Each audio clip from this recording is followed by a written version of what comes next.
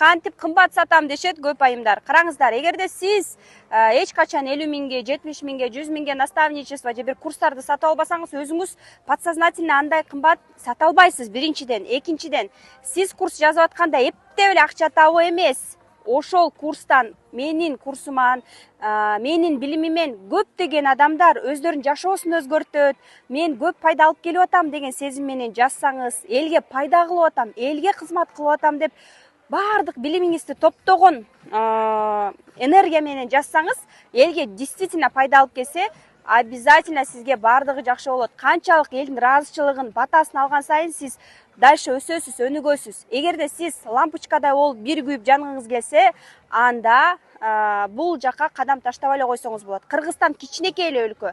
Сиз качественно иштегенди үйрөнсөңүз, мен дайыма үйрөтөм өзүмдүн окуучуларымды, работаем на качество, а не на количество деп.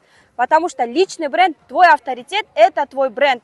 Если хочешь поднять свои чеки, личный брендингди, авторитетиңди пытайся не запятнуть. Поэтому эң негизгиси курсуңдун, наставничествоңдун, марафонуңдун баалуулугун көтөргөндө эл өзү келип сарафанный радио дайыма иштейт.